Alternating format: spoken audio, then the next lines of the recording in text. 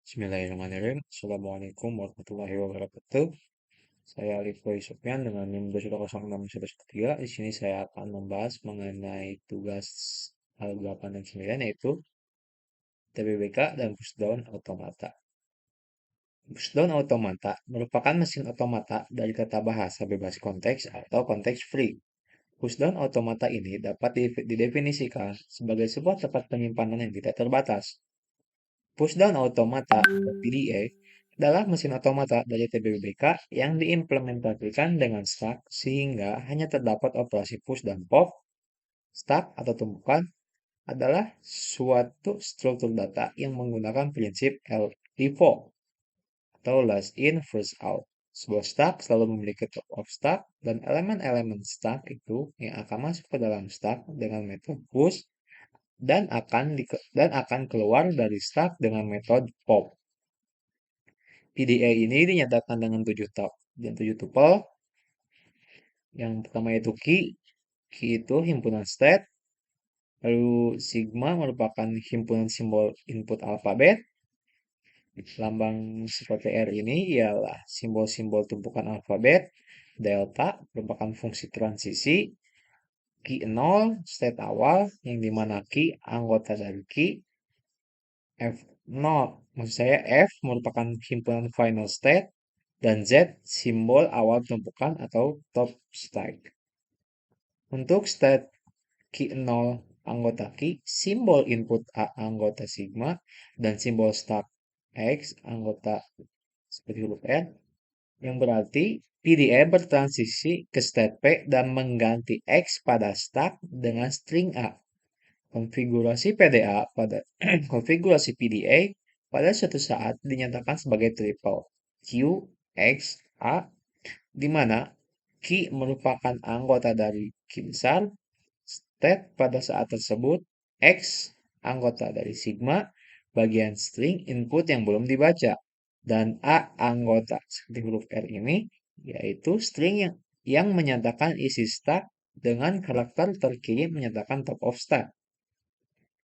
Misalkan P, I, E, dan X beta adalah sebuah konfigurasi di mana A anggota sigma, Y anggota sigma, X anggota seperti huruf R, dan B anggota seperti huruf R.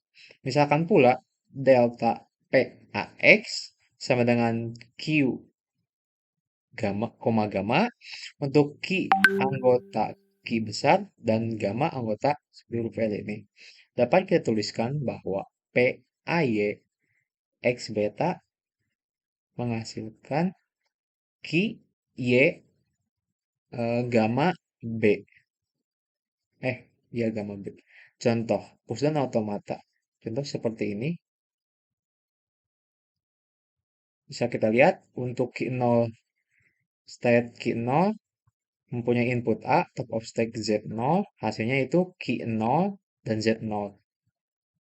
Seperti yang bisa kalian tahu, bagaimana cara mencari hasil itu, yaitu dengan cara memasukkan state dan top of stack.